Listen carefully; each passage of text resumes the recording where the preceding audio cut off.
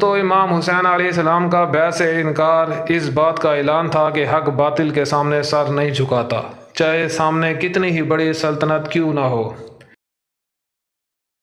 السلام علیکم دوستو، امیر معاویہ رضی اللہ عنہ کے دور حکومت کے آخری سالوں میں کیا ہوا؟ یزید کا تخت پر بیٹھنا تاریخ کو کس رخ پر لے گیا، اور نواسۂ رسول حضرت امام حسین علیہ السلام نے اس پر کیا موقف اختیار کیا؟ آئیے جانتے ہیں آج کی اس ویڈیو میں۔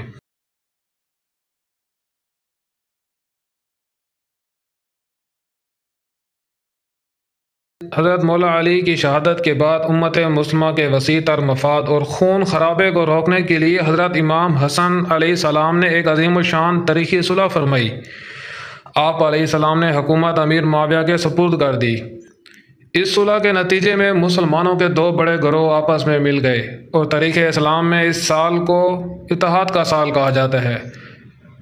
حضرت امیر معاویہ نے تقریباً 20 سال تک ایک وسیع سلطنت پر حکومت کی، جس کے دوران اسلامی فتوحات کا سلسلہ جاری رہا اور اندرونی امن و امان قائم رہا۔ حضرت امیر معاویہ کی وفات سے کچھ سال پہلے سن 56 ہجری میں ایک ایسا فیصلہ کیا گیا جس نے آنے والی اسلامی تاریخ کا رخ بدل دیا۔ انہوں نے اپنے بیٹے یزید کو اپنا ولی عہد یعنی اگلا خلیفہ نامزد کر دیا۔ اسلامی تاریخ میں یہ اپنی نوعیت کا پہلا فیصلہ تھا، کیونکہ اس سے پہلے خلفائے راشدین کا انتخاب شورا اور امت کی رائے سے ہوتا تھا۔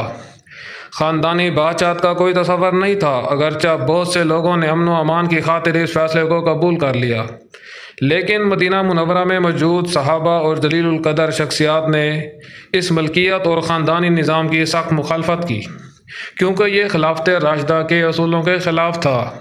پھر رجب 60 ہجری میں امیر معاویہ علیہ السلام کا انتقال ہو گیا اور یزید نے دمشق میں تخت سنبھال لیا۔ تخت نشین ہوتے ہی یزید نے مدینہ کے گورنر ولید بن عتبہ کو ایک خاص خط لکھا۔ اس خط میں حکم دیا گیا کہ مدینہ کی چند اہم شخصیات بالخصوص نواسۂ رسول حضرت امام حسین علیہ السلام سے ہر قیمت پر یزید کی بیعت لی جائے۔ جب گورنر نے امام حسین علیہ السلام کو دربار میں بلا کر یزید کی بیعت کا مطالبہ کیا تو آپ علیہ السلام نے ایک تاریخی اور اصولی موقف اختیار فرمایا۔ امام حسین علیہ السلام جانتے تھے کہ یزید کی بیعت کرنے کا مطلب خلافت کو ہمیشہ کے لیے خاندانی بادشاہت اور ملکیت میں تبدیل کرنا ہے، جہاں دین کے احکامات کی بجائے حکمران کی اپنی مرضی چلے گی۔ آپ علیہ السلام نے فرمایا، مجھ جیسا شخص یزید جیسے شخص کی بیعت نہیں کر سکتا۔ یہ کوئی ذاتی لڑائی نہیں تھی، بلکہ یہ خلافت راشدہ کے پقیدہ نظام کو بچانے کی ایک اصول جنگ تھی۔ مدینہ منورہ میں حالات دن بدن کشیدہ ہو رہے تھے اور امام حسین علیہ السلام پر بیعت کے لیے دباؤ بڑھایا جا رہا تھا۔ آپ علیہ السلام مدینہ منورہ میں کسی قسم کا خون خرابہ اور امن کا خاتمہ نہیں چاہتے تھے۔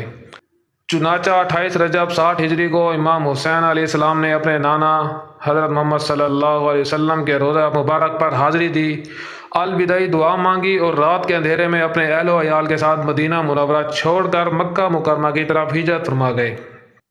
مکہ مکرمہ پہنچ کر آپ علیہ السلام نے حرم امن میں پناہ لی، جہاں پوری اسلامی دنیا سے لوگ حج اور عمرے کے لیے آ رہے تھے۔ اس دوران کوفہ یعنی عراق کے لوگوں کو معلوم ہوا کہ امام حسین علیہ السلام نے یزید کی بیعت سے انکار کر دیا۔ مکہ مکرمہ پہنچ کر آپ علیہ السلام نے حرم امن میں پناہ لی، جہاں پوری اسلامی دنیا سے لوگ حج اور عمرے کے لیے آ رہے تھے۔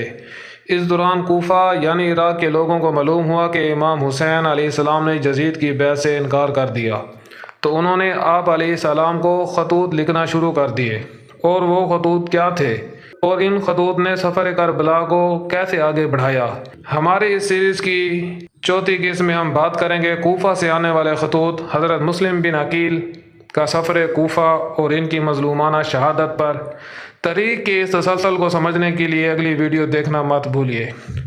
اگر ویڈیو پسند آئی ہے تو لائک کریں، شیئر کریں اور چینل کو سبسکرائب کرنا نہ بھولیں۔ ملتے ہیں اگلی ویڈیو میں، تب تک کے لیے اللہ حافظ۔